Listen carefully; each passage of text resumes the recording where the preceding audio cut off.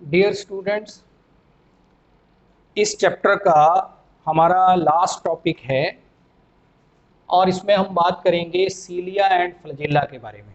ये हमारी last cell organelle है। सीलिया और फ्लजेला मैं इकट्ठा इसलिए लिख रहा हूँ because the internal structure of cilia and flagella is similar. दोनों का जो इंटरनल स्ट्रक्चर है वो सिमिलर होता है। देखो, cilia and flagella, these are the microscopic filamentous shape. इनकी शेप जो है वो सिलेंड्रिकल होती है, फिलामेंटस होती है। So these are microscopic filamentous and contractile structures which arise from the basal bodies or blepharoplasts or basal granules which are present in the outer part of the cytoplasm of certain cells।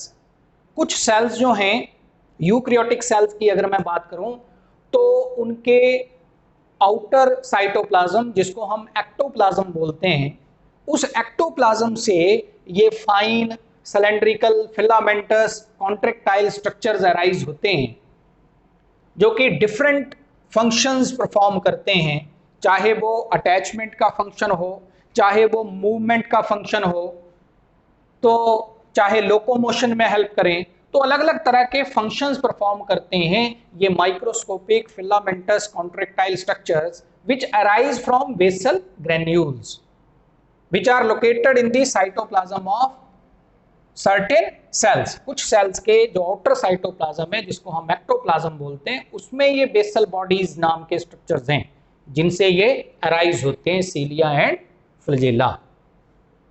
देखो, सीलिया जो हैं size wise अगर हम देखें तो these are fine hair like structure.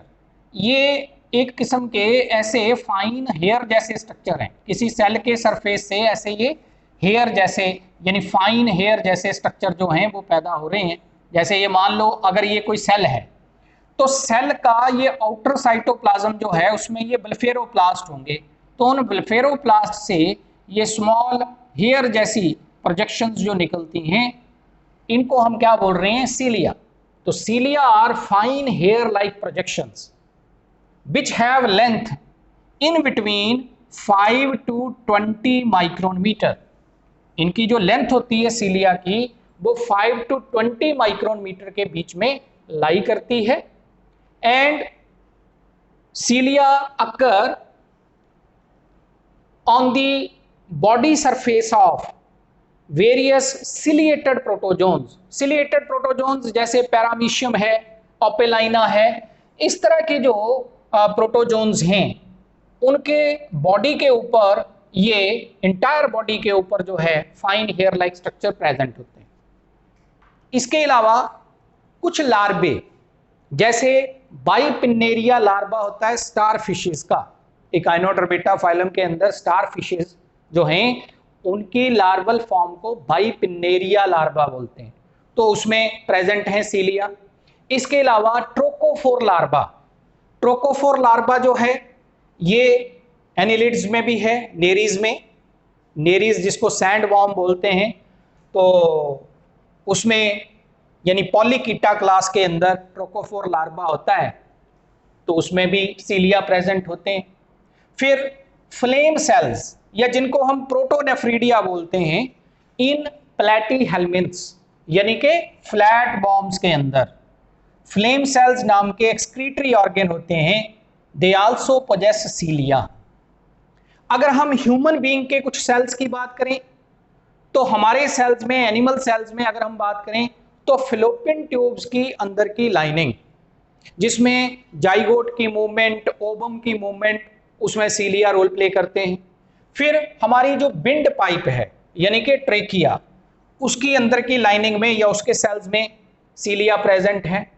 ब्रेंक्यूल्स and alveoli, ब्रेंक्यूल्स and alveoli ये भी हमारे रेस्पिरेटरी सिस्टम का हिस्सा है।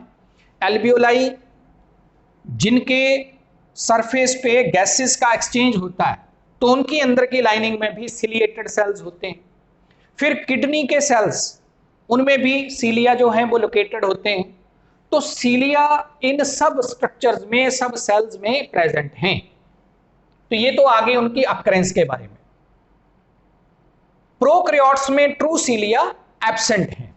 फ्लैजेला भी प्रोकैरियोट्स में जो ट्रू फ्लैजेला है वो एब्सेंट है, उनमें फ्लैजेला या सीलिया होंगे लेकिन वो फ्लैजेलिन प्रोटीन के होंगे और उनका इंटरनल स्ट्रक्चर यूकैरियोटिक सीलिया और फ्लैजेला से डिफरेंट होता है। नेक्स्ट है, आगे आते हैं फ्लैजेला के बारे में। अगर मैं फ्लैजेला की बात करूं तो फ्लैजेला का साइज 100 to 200 माइक्रोन मीटर के बीच में लाई करता है। 100 to 200 माइक्रोन मीटर के बीच में फ्लैजेला का साइज जो है यानी कि लेंथ जो है वो वेरी करती है। And these are large cylindrical filamentous whip like structures. ये बिप लाइक स्ट्रक्चर है, चाबुक जैसे स्ट्रक्चर हैं, लॉन्ग होते हैं, फिलामेंटस हैं, सिलेंड्रिकल हैं, हेयर जैसे नहीं है, सीलिया फाइन हेयर जैसे होते हैं। और इनकी जो डिस्कवरी थी फ्लैजेला की वो एंगलमैन नाम के आदमी ने की थी। They were discovered by Engelmann. Presence की अगर मैं बात करूं, अक्रेंस की बात करूं, तो flagella are present in the flagellated protozoans. जैसे सीलिया सिलिएटेड प्रोटोजोन्स में थे, पैरामीशियम जैसे ऑर्गेनिजम्स में, flagella are present in the flagellated protozoans. Like अगर मैं एग्जाम्पल दूं तो इसमें एग्जाम्पल के तौर पे हमारे पास लेशमेनिया आता है। लेशमेनिया की एग्जाम्पल हम दे सकते हैं, या इसके अलावा ट्रिपेनोसोमा, ट्राइपेनोसोमा, ट्रपाइनोसोमा, जिससे कि स्लीपिंग सिकनेस डिजीज होता है। स्लीपिंग सिकनेस डिजीज, तो उसमें जो है ये फ्लैजिलेटेड प्रोटोजोन्स में आते हैं, इनमें फ्लैजेला होते हैं। इसी तरह से लेशमेनिया की मैंने बात की, लेशमेनिया जिससे एक काला अजर डिजीज होता है, तो ये भी एक फ्लैजिलेटेड प्रोटोजोन है। फिर युगलिना, युगलिना की बॉडी स्पिंडल लाइक होती है और इसमें भी फ्लैजेला की प्रेजेंस मिलती है। लोकोमोशन में फ्लैजेला का जो है इसमें रोल होता है। फिर क्वाइनोसाइट्स, क्वाइनोसाइट्स या जिनको हम कॉलर सेल्स भी बोल देते हैं, these are present in Porifera phylum और these are present in sponges. Porifera phylum के जो मेंबर्स हैं यानी स्पॉन्जेस के अंदर क्वाइनोसाइट्स होते हैं और क्वाइनोसाइट्स आर फ्लैजिलेटेड। फिर कुछ यूनिसेलुलर एल्गे, यूनिसेलुलर एल्गे जिनमें हम एग्जांपल देंगे क्लमाइडोमोनास की। क्लमाइडोमोनास में भी फ्लैजेला की अक्रेंस मिलती है। Zoospores and gametes of various plants, various groups of plants, zoospores देख लें या गैमीट्स देख लें, कुछ एल्गा के, ब्रायोफाइट्स के, टेरिडोफाइट्स के, और जिम्नोस्पर्म्स में अगर हम देखें तो साइकेड्स के, साइकस वगैरह के जो गैमीट्स होते हैं, जूस्पोर्स होते हैं डिफरेंट प्लांट्स के, they are flagellated. Protista kingdom में एक ग्रुप आता है डाइनोफ्लैजिलेट्स, डाइनोफ्लैजिलेट्स। हर एक डाइनोफ्लैजिलेट में दो फ्लैजेला होते हैं, one is longitudinal and the other one is transverse in position. तो ये दो तरह के फ्लैजेला जो हैं वो प्रेजेंट होते हैं डाइनोफ्लैजिलेट नाम के प्रोटिस्ट्स के अंदर। तो ये अक्रेंस की बात होगी। अगर हम ह्यूमन बॉडी में देखें तो ह्यूमन में स्पर्म, डिफरेंट मैमल्स में जो स्पर्म्स होते हैं दे आर फ्लैजिलेटेड स्ट्रक्चर्स। उनकी टेल में फ्लैजेलम होता है which helps in the movement of the flagellum, movement of the sperm. तो ये अक्रेंस की बात हुई फ्लैजेला की। अब दोनों का अगर मैं, अच्छा एक और चीज मैं बात कर लेता हूं यहां कि सीलिया और फ्लैजेला की मूवमेंट में भी डिफरेंस है। सीलिया जो हैं they show two types of ciliary movements. जो ये मूवमेंट्स शो करते हैं they are called as ciliary movements. और सिलरी मूवमेंट्स जो हैं वो दो तरह की होती हैं। एक होती हैं metachronous, metachronous ciliary movements. Metachronous ciliary movements क्या होती हैं? अगर किसी ऑर्गेनिज्म में जो सीलिया हैं वो one after the other beat करें, one after the other beat करें, तो फिर ऐसी सिलरी मूवमेंट को हम मेटाक्रोनस मूवमेंट बोलते हैं। If cilia beat one after the other, तो ऐसी सिलरी मूवमेंट को मेटाक्रोनस सिलरी मूवमेंट बोलते हैं। And the second one is synchronous, synchronous type of ciliary movements in which all the cilia beat simultaneously, जिसमें सारे सीलिया simultaneously beat करें, तो उसे हम सिनक्रोनस या isochronous kind of ciliary movements बोलते हैं। और जब भी सीलिया बीट करते हैं तो दो पार्ट्स में उनकी बीटिंग या उनकी मूवमेंट होती है। वन इज, जिसको हम बोलते हैं power stroke of ciliary movement, और सेकंड वन इज रिकवरी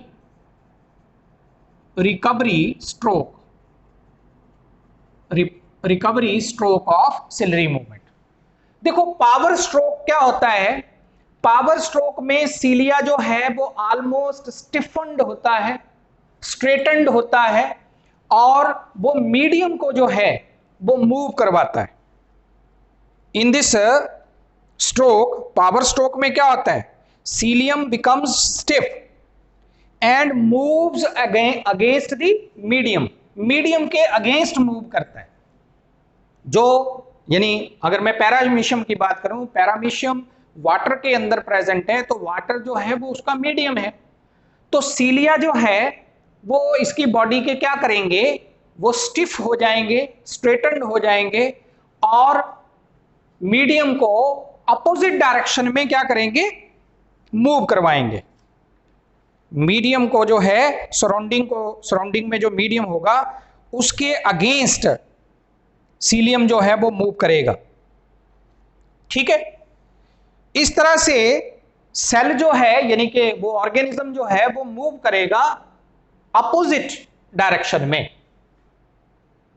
और दूसरा होता है रिकवरी स्ट्रोक। रिकवरी स्ट्रोक में क्या होगा कि ये लूज हो जाएगा, सीलिया जो हैं वो लूज हो जाएंगे और अपनी प्रीवियस पोजीशन को रीगेन करते हैं, प्रीवियस पोजीशन के ऊपर आते हैं। ठीक है, तो ये दो तरह के फेज, यानी पावर स्ट्रोक या इफेक्टिव स्ट्रोक भी इसको बोल देते हैं, और रिकवरी स्ट्रोक या जिसको हम रिटर्न स्ट्रोक भी बोल देते हैं, जिसमें कि सीलियम लूज हो जाता है, स्लो हो जाता है, और इसमें जो है मीडियम में कोई ज्यादा डिस्टरबेंस नहीं होती, and it returns to its previous position, अपनी पहले वाली पोजीशन पे वो आता है। तो ये continuously one after the other, power stroke, recovery stroke, power stroke, recovery stroke, like the ores of boat, boat के ओर्स की तरह की ये एक किस्म की मूवमेंट होती है। और फ्लजेला में जो मूवमेंट्स होती हैं उनको हम अंडुलेटरी मूवमेंट्स बोल देते हैं। अंडुलेटरी मूवमेंट्स में जैसे ये मान लीजिए ऐसे कोई सेल के सरफेस से ये कोई फ्लजेलम अराइज हुआ, ये ऐसे कोई फ्लजेलम है, तो इसमें क्या होगा, एक वेव ऑफ अंडुलेशन ऐसे बेस से टिप की तरफ चलेगी, बेस से टिप की तरफ जो है वो वेव्स ऑफ अंडुलेशन जो हैं वो चलेंगी टुवर्ड्स द टिप, और ऑर्गेनिज्म जो है वो मूव करेगा। अगर हम बेस से टिप की तरफ अगर मान लो ऐसी जो है चेंजेस आती हैं, सिमेट्रिकल चेंजेस आती हैं या वेव्स चलती हैं, तो this pushes the organism in the direction opposite to the flagellum, यानी फ्लजेलम इस साइड है तो ऑर्गेनिज्म किधर को जाएगा, अपोजिट डायरेक्शन में। लेकिन कई बार अंडुलेशंस क्या होती हैं, टिप से बेस ऑफ द फ्लजेलम की तरफ चलेंगी, तो फिर सेम डायरेक्शन में जो है ये मूव करेगा, जिस डायरेक्शन में फ्लजेलम होगा उसी डायरेक्शन में मूवमेंट ऑफ सेल या मूवमेंट ऑफ ऑर्गेनिज्म होगी, if the waves of undulation moves from tip to base. और अगर बेस से टिप की तरफ मूव करती है तो फिर अपोजिट डायरेक्शन में, फ्लैजेला से अपोजिट डायरेक्शन में ऑर्गेनिज्म या सेल की मूवमेंट होगी।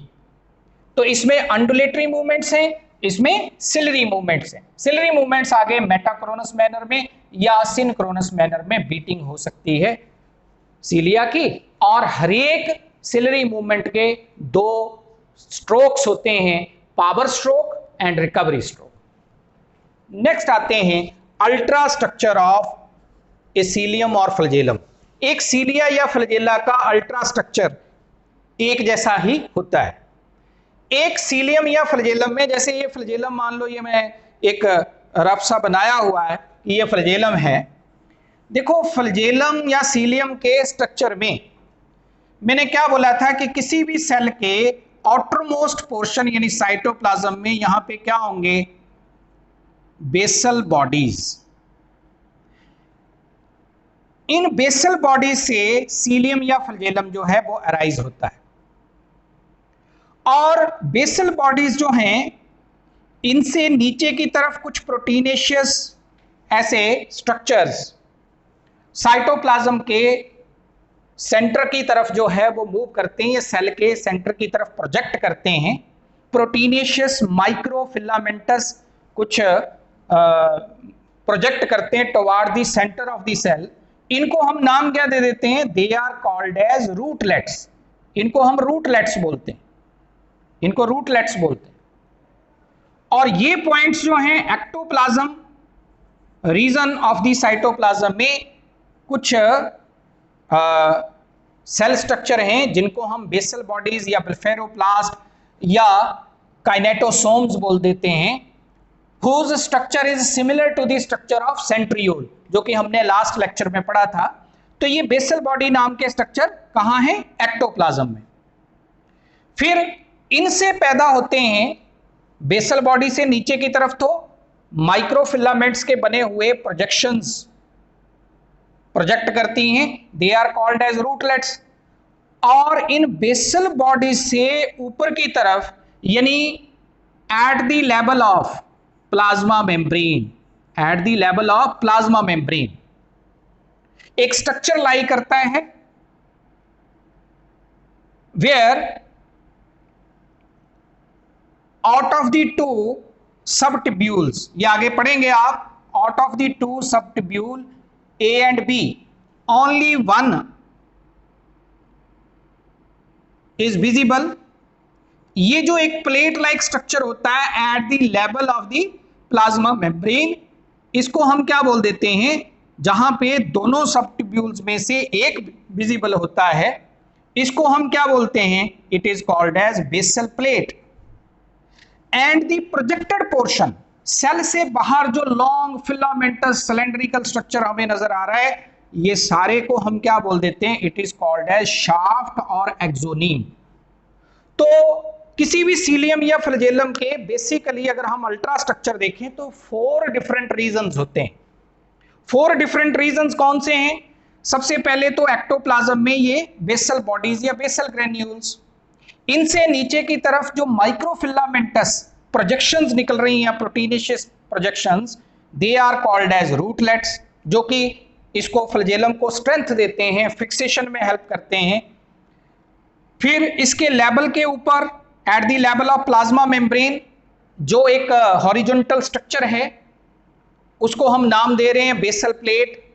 एंड द प्रोजेक्टेड पोर्शन और exposed portion of the flagellum is called as shaft और एक्सोनीम। ये जो शाफ्ट और एक्सोनीम है, इसका डिटेल्ड ट्रांसवर्स सेक्शन अगर हम देखें, ट्रांसवर्स सेक्शन देखें तो वो ये नजर आएगा। अब शाफ्ट किसका बना है, तो शाफ्ट के यहां सेंटर में, बिल्कुल सेंटर में क्या होते हैं, 2 माइक्रोट्यूब्यूल सिंगलेट्स हैं, 2 माइक्रोट्यूब्यूल सिंगलेट्स हैं। यानी ये 2 माइक्रोट्यूब्यूल्स हैं जो बिल्कुल सेंटर ऑफ द शाफ्ट में लाई कर रहे हैं, यानी इसके सेंटर में लाई कर रहे हैं। These are formed of tubulin protein, ये ट्यूबुलिन प्रोटीन के बने होते हैं। They remain covered by a common sheath which is known as central sheath, जिसको हम सेंट्रल शीथ बोलते हैं। ये भी प्रोटीनेशियस इन नेचर होगी, और आपस में ये दोनों सिंगलेट्स आपस में कनेक्टेड होंगे with the help of A central bridge. ये बीच में जो है दोनों माइक्रोट्यूब्यूल्स को जो आपस में जोड़ रहा है, that is central bridge. It is also made up of proteins, ये भी प्रोटीन्स का बना होगा। ये तो आ गया सेंट्रल पोर्शन, यानी अगर ऐसे ये शाफ्ट है तो शाफ्ट के बिल्कुल सेंटर में दो रॉड लाइक ऐसे माइक्रोट्यूब्यूल्स हैं। जब हम ऐसे ट्रांसफर सेक्शन काटेंगे तो ये कैसे अपेयर होंगे, राउंडेड, और आपस में ये कनेक्टेड है with the help of central bridge, और इनके इर्द गिर्द ये कॉमन शीथ है। जो पेरिफेरल रीजन है, पेरिफेरल रीजन ऑफ सीलियम और फ्लैजेलम, उसका शाफ्ट वाला जो ये पेरिफेरी वाला हिस्सा है, that is made up of 9 microtubule doublets। 9 microtubule doublets हमने सेंट्रियोल या बेसल बॉडी में पढ़ा था, वहां पेरिफेरल रीजन किसका बना था, 9 माइक्रोट्यूब्यूल ट्रिपलेट्स का। यहां क्या है, डबलेट्स है, यानी ए एंड बी, सी नहीं है, ए एंड बी कितनी बार है, 9 टाइम्स। तो 9 माइक्रोट्यूब्यूल डबलेट्स।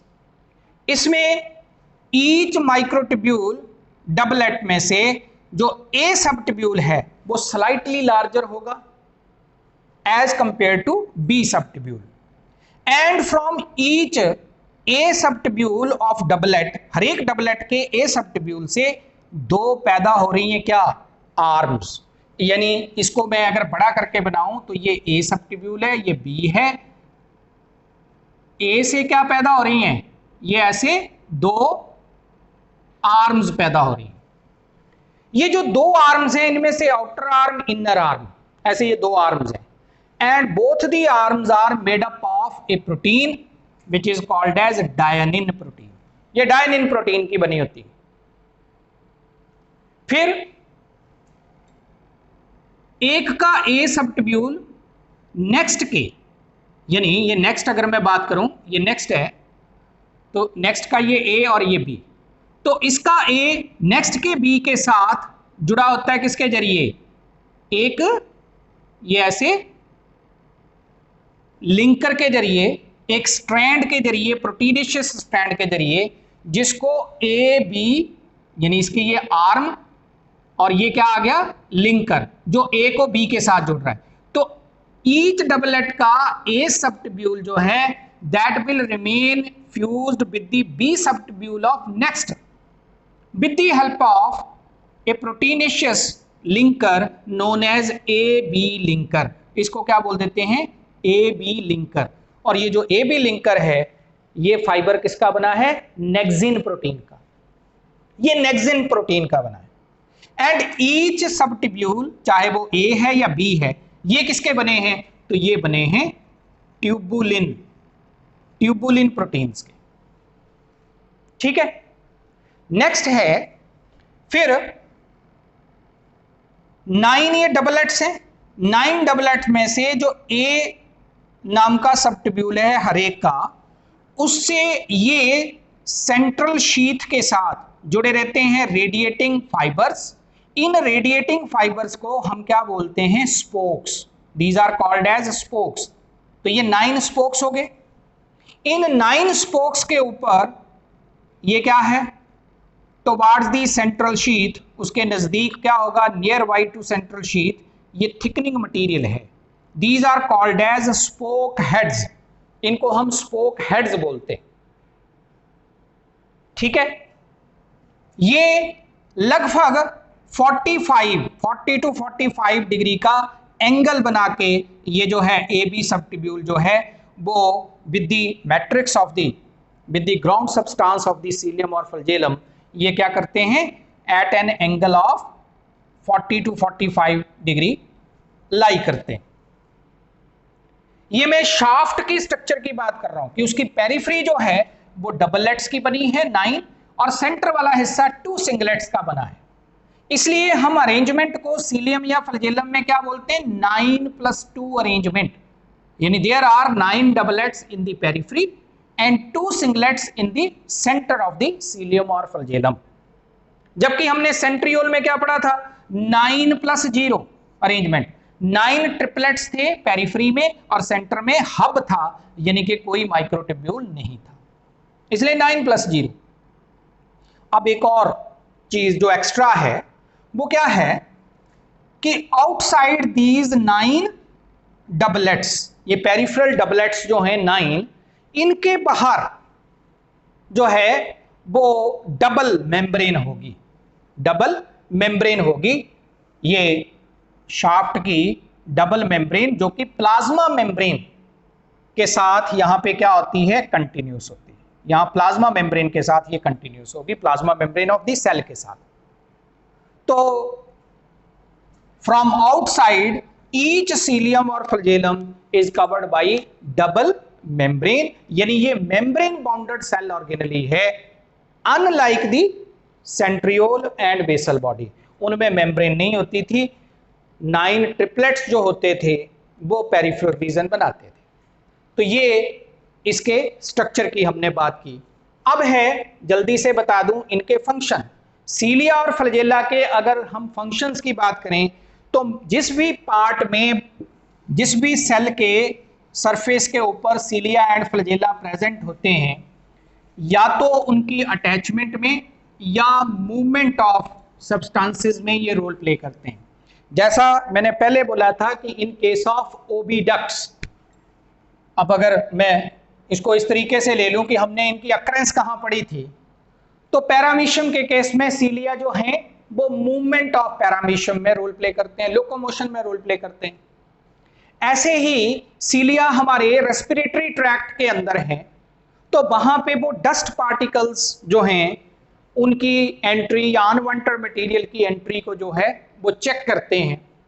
इसके अलावा जो फ्लैजेला हैं, फ्लैजेला जो हैं वो फ्लैजिलेटेड प्रोटोजोन्स में हैं, तो उनकी मूवमेंट में हेल्प करते हैं। युगलिना में भी मूवमेंट में, लोकोमोशन में हेल्प करते हैं।